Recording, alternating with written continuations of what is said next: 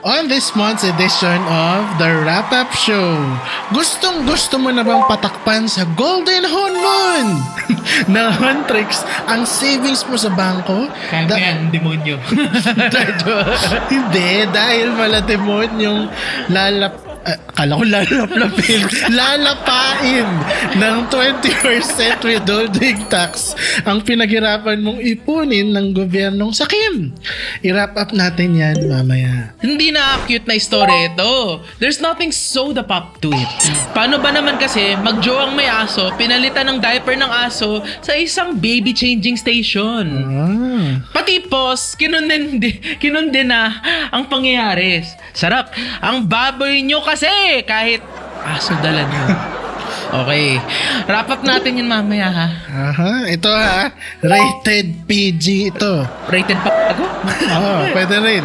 Dahil ang parental guidance ay hihingin na ngayon sa mga anak. O, diba? Rated PG talaga. Ano nga yun? Paano kailang gawing liable at pagkakulong sa mga anak na hindi makakapagbigay ng sustento sa kanilang mga magulang? Ito ay binatikos. Wow. Ba, syempre, kahit ako naman. Sino ba naman hindi? Pwede, di ba? Pwede bang pabalutan din yung senador na to sa na nagpanukala ng Parents Welfare Act sa Golden Honmon? Pwede ba? My real soda pop. Finally though, we have good news this month. Just this month lang. Para sa ating mga Pinoy localized or kayong mga estudyante. Hindi na tayo kasama dyan. Hindi na tayo kasama dyan. Ito palang mukha natin, no? Representative Chel Jokno of Akbayan Party List nag-file ang Interns' Rights and Welfare Bill para ito sa mga mag-OJT in the future para talagang matutukan kayo sa training at hindi dayain sa pagbigay ng bayad or allowance. Balutin din natin yan mamaya. Yan ang magandang panukala. Hindi yung katulad. The only one so far. Kaya nga nasa good news yun. Buti na lang good news na tayo ngayon. Kasi it's the best and the worst of the past month. Na binalot ko sa plastic in less than 15 minutes or so. Ano ba yun? Plastic labo? Plastic lino? Plastic labo. Kaya let's do The Wrap-Up Show!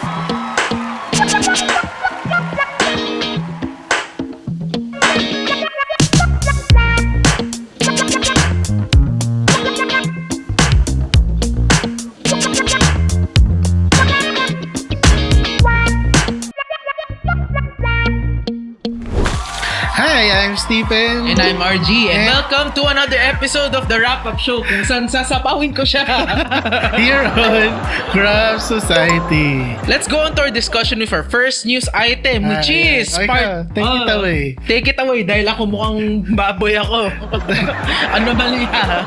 Partners change their dogs' diapers in a baby changing station. POS condemns act. Alam mo, you screwed up so badly pag someone like POS, an animal welfare, NGO, an animal welfare NGO or GO, I don't know, condemns you. Bakit? Wala nang mas babalahura pa at babasto sa ginawa ng dalawang kupal na to sa isang diaper changing station sa isang mall. And please don't bleep out kupal because I really meant it. Paano ba naman kasi hindi baby na tao ang pinalitan ng diaper, kundi ang baby ano tawag nila doon? Ang fur baby Fur nila. baby, yeah. Na isang dog. DOG. 2021 pa raw nakunan ang litrato na to. Apparently. Pero nag-resurface lang siya this July sa mga trending ng mga post groups sa usapang tungkol sa usapang responsible pet ownership, apparently. Ayun yan, nakikita natin sa picture. Nandun sila sa diaper changing area. Tapos, paano kung umihi doon yung aso? Tapos may sumunod na nagpalit talaga na baby. Alam naman natin, ang babies have the lowest of low resist immunity. Yeah. Ano yung resistensya? Resistensya. I don't know yung English. Nakalimutan ko yung English bigla nun. Pero yung mga baby don't have anything to fight against sa mga mikrobyo ng aso. Well, don't get me wrong, you have babies and pets. Pero iba naman yung ng ipot umipot yung aso, tapos doon mo din papalitan yung ipot ng baby. Ba't di na lang sila doon sa lababo sa countertop ng lababo sa CR? Or better yet, sa kotse. Buksan mo yung likod, doon mo ipalit yung diaper ng aso. I don't get it. Kasi, gets naman natin na we love our fur babies and all that. Pero, ibang mikrobyo yun eh. Kung siguro dilaan ka, adult ka naman or bata ka naman, yung mga hindi pa develop na mabata yung mga nagpapalit ng diaper dyan. O yung mga mabababa ang resistensya. Okay. Minsan talaga walang boundaries yung mga pet owners eh. Mga bastos na walang pakisama sa iba. Makakwento ko lang. Ang dami-dami ng aso. Ang ginagawa sa umaga, pinapakawalan lang. Ang ending, pag pinakawalan niya, saan tatae? Sa harap ng garahe. Namin. Kami pa nag-aso. Ako kaya tumahay sa harap ng bahay niyo. Kailangan ipot mo, may ipot mo dun. Ay, sorry, si Goldie yan. Aso nyo. Pero alam niyong pinakasyunga kayo kung na-achieve niyo tong achievement na to on Steam or your favorite gaming platform. Pag kinall out kayo ng pause at di ka na kinampihan. Kawawa ka talaga. Kaya ayusin niyo yung buhay niyo. Next time, papahalikin ko kayo sa pet snake ko. Tingnan niyo if that will work out. Ooh! Ganun na yung reaction. Number 2, busit na busit siya dito eh. Ayun talaga. Kaya ang tagal namin kasi anong paki mo sa savings ko, Ralph Recto? Ano ba nangyari? Kasi naman, sa Mariosip, bakit ba yung pinaghirapan kong pera, kakainin pa ng gobyerno? Ang dami-dami nyo nang kinukuhang tax. Di ba may asawa ka? Si Vilma? Ba't ayaw mo mabuhay sa residuals niya? Ay, sorry. Kinulit ko pala kayo. Sorry. Yan ang naging laking katanungan sa mga isip ng mga Pilipino. Si Vilma. Nitong nakaraang buwan. Paano ba naman kasi nagsimula na ang panukala ni Ralph Recto na 20% tax sa savings ng mga Pilipino. Parang ikaw ang naghirap pero si Inday Lustay lang ang gagamit din. Patas pa travel lang sa dog. Yeah. Di ba daw fake news kasi sabi daw nila it came from a law in 1998 pala. Mga 1998 pa daw yung pinapatupad. Ang sinasabi nila, yung daw law na yun is parang not fair for all Filipinos. Dahil lang mas nakikinabang ay yung mga mayayaman daw na may savings. Parang ganun. So parang ginawa nila ngayon para makinabang lahat sa law na to. Ewan ko kung paano may makikinabang sa tax. Pero anyway, di ba kinukuripot nyo lang rin naman. Di ba nag-double down pa nga sila? It's not actually for actual savings account. It's for time deposit. Yes. Yung mga interest. Scam. Yun nga. Sabi, nilagay nga na 20% tax from a time deposit either way. Ang mahal nun. Gets ko pa yung 3%, 5%, 20%. Pag alam mong sumagad sa double digits yung buwis mo, ewan ko na talaga. Yun nga, sabi nga namin, ni-note nga na yun sa script namin para masabi namin na pakiulit. Sino ba naman ang hindi magagalit dyan? Lahat ng Pilipino sensitive pag may gumagalaw ng pera nila. Lalo na kapag gobyerno ng Pilipinas ay nagsasabi na, kakaltasan namin ng ganitong porsyento. Ito, ganyan. Huwag nyo nang galawin yan. Kasi hindi naman namin nakikita kung saan pumupunta yung tax eh. Talaga, di namin nakikita eh. Kasi hindi pa natatapos yung pag-construction ng overpass o yung binubutasan sa gitna ng EDSA, hindi pa rin napupuno o Ito nga bumaha eh, di ba? Flood control project.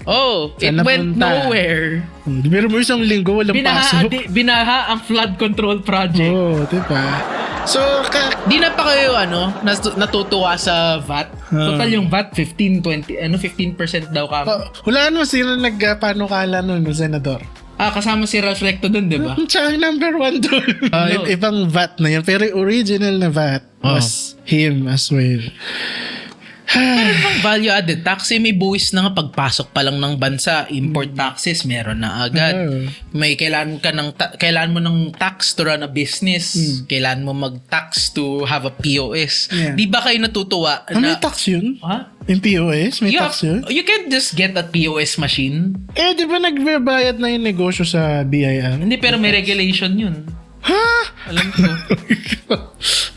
Ang My bihira point naman. being, ang dami-dami ng boys, di na kayo natutuwa. Tapos, sa wala. dami-dami. Tapos dadagdag pa kayo sa mga may time deposit. Mm. Or sige, sabihin na natin, generalize na lang natin sa may mga savings account.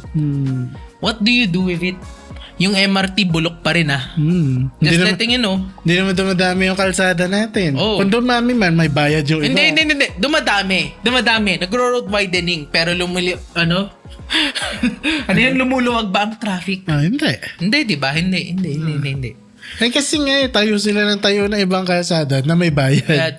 Yung mga hindi. Puro Yung toll. Hindi yung mas nakakainis, yung mga yung kung sino pa nagtatayo ng daan, sila pa hindi taga gobyerno.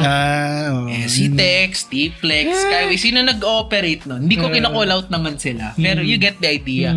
Masyado nang privatized yung mga roads. Kaya kahit sabihin nila na nirepaso lang nila yung batas, walang Pilipinong handang makarinig na repaso lang yung batas. Kasi nga ang sakit-sakit na kinukurutan nyo pa ng buwis. Kakaunting bagay na nga lang. Ay, nako. Savings na nga, binubuwis pa. Inimbak ko nga yun, ba't mo pa kakaltasin yung imbak ko, diba? Pati yung, yung estate tax. Alam mo, nag-issue din yun na-implement yung estate tax. Bakit yung mana ko, kailangan makikihati yung gobyerno? Magulang ko ba yung gobyerno? Diba? Buting, kaya nga diba, lumaganap yung mga insurance plans that handle estate tax. Oh my gosh. Now you know, mag-insurance plan kayo. I'm not gonna tell you which one kasi I'm not biased. News item number 3. Maganda yung may araw, di ba? Konti naman. Kasi sa news number 3, pera na naman. Nak penging pera. Pwede rin nak ng tokwa. Si Boy naman. Maganda ka na at baka malapit mo nang marinig yung magulang mong magsabi, nak ng tokwa. Bakit wala akong allowance? Dahil nag-propose si Mr. Senator Lacson. Si Senator ang late. Isa pa. Ng Parents Welfare Act proposed pa lang hindi pa naman enacted. Calm down muna. Pero still, magalit kayo kay Senator. Bagal. Ang aim daw ng bill na to para para mapanagutan ng mga anak na nang-aabandona sa mga Okay. Sorry, I had to stop there. At hindi tumutulong sa sa financial na mga magulang nila. Why? It's as if naman todo bigay Napulol ako kasi confused ako Diba? Why? So it's as if naman todo bigay ang trabaho ng gobyerno ng Pilipinas sa mga citizens natin. Wala nga maayos sa trabaho Kulang ang opportunities. Tas-tas ng buwis. Tas ng buwis. Kaya, tsaka may mga nagsasabi na okay yan kasi maganda yan dahil may babalik natin sa mga magulang natin yung love and care na binigay nila. Katulad nga na sinabi namin sa isang mapapanood nyo pa lang na content namin. Wait a few weeks. Okay naman yung ganyan. Mo yun, kung talagang deserve na magulang mo, naging mabait sila sa'yo, hindi ka nila inabuso, automatic yan ibibigay mo. Pero yung mga nagsasabi niyan na dapat lahat ganyan kahit gaano ka sa mga magulang mo. Tapos ngayon pwede ka pang kasuhan. Yeah. Na dahil di ka nagbibigay ng ng financial aid. Para namang lugi-lugi tayo doon. Para mali naman yun. Kaya to quote that church I mentioned, not just an organization that I will mention in that video, it's not out of conviction. It's not out of compulsion, but conviction. Yeah. Pero dahil sa law na to, nagiging compulsion, not conviction. Yeah. Diba? So, paano kung toxic sila? Ayun nga Diba? Wala na. Wala. Bye, guys. Toxic sila ulit. Oo. Kasi kakasuha ka nila na, di mo ko binigyan, ganyan. Tarantado ka, anak. Anyway. Pampatanggal good news sa mga estudyante or sa mag-OJT. Thanks God. To God be the glory.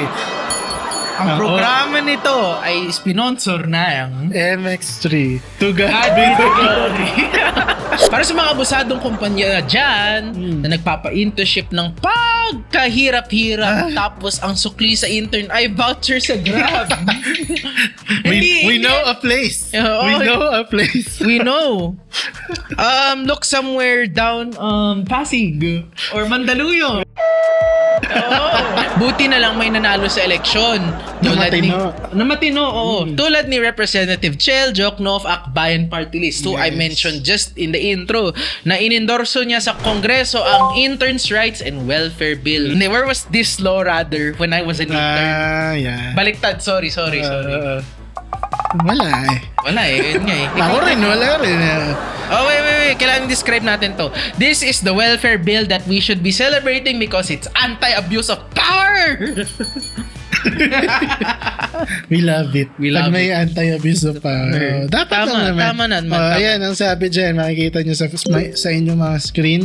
No children left behind. Capital children. Interns are workers. No more free labor. Disguised as experience. Wow. Yan dapat. Ganyan din sinabi sa akin nung nag-internship ako eh. How'd that go for you? Sabi, sige, bigyan ka na ng allowance. Pero, basta, experience allowance, capital muna. ones? Wala akong natanggap. None. Hanggang ngayon, di pa rin nila akong binabayaran. Where was this law when where was this bill nung intern ka talaga? Describe natin para hindi na magbasa. Ano ba yung mga rights and welfare? Provides compensation and benefits, 75% of salary grade 1 for government interns and 75% of regional minimum wage for private sector. Both non-tax. Wow. Yan ang magandang Sorry. Tuloy. Provides internship duration and limits. Varies depending on government, non-technical industry, and highly technical industries. Yan. Requires rest periods, 8 hours between shifts. So in short, bawal ka na magpuwet sa opisina. Hindi ka pwede pag-utihin. Where's this law? Where was this law when I was an intern? No, not the other company before that. I worked for way too many companies as an intern. Pero may isa doon na hindi ko kinocall out.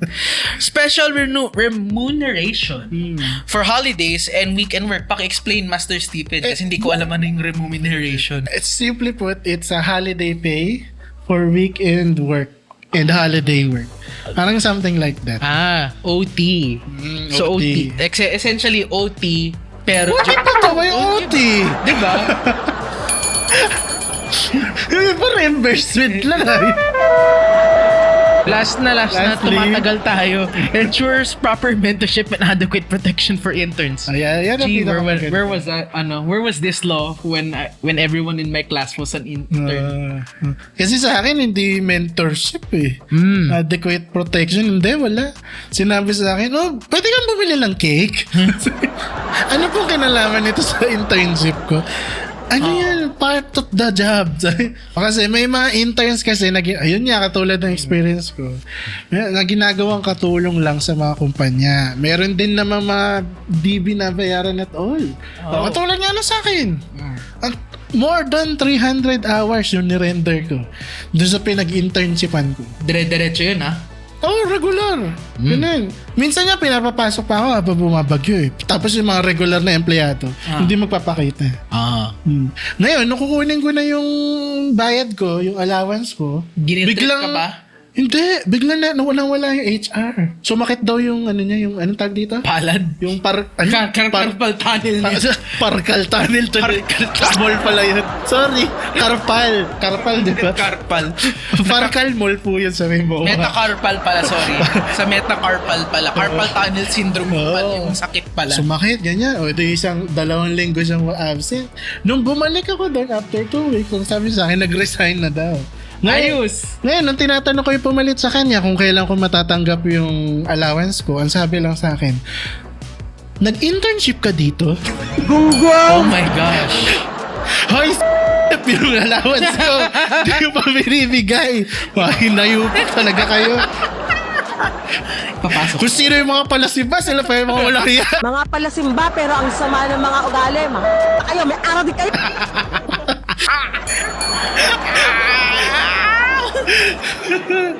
Ay, nako. Yung sama talaga yung mga... sama talaga yung mga hilat dyan ng mga tao yan. Oh. Kaya pagkatapos ng internship mo, parang wala lang ding nangyari. Kasi madalas hindi pa interesado sa iyo yung kumpanya. Na magbigay ng tamang internship training and compensation and procedures. Right? Yeah. Ano ba dito? Gusto talaga yun. Pag naaalala ko yun, nag-intern ka dito. Meron po tayong obituary for the following celebrities that have died this past month. Starting with the latest death, Hulk Hogan, the former WWE wrestler or WCW. Heavy metal legend and icon Ozzy Osbourne, and si Malcolm Jamal Warner of The Cosby Show, and Chuck Mangione, a jazz musician who have significantly touched pop culture's life in general. May they rest in peace. Anyway, that has been the best and the worst Mostly worse, considering na idol ko si Ozzy. of the past month. Delivered to you in more than 15 minutes Ay, na binalot sa plastic lab. Kaya don't forget to leave us your thoughts in the comment section below with the hashtag wrap up thoughts, and we will read it on the next episode pag naisipan namin basahin yan. Wala pa rin naman nagpapadala eh. Oo. This has been Steven. And this has been RG, and we'll see you again next time. Bye-bye. Mag-ingat kayo dyan.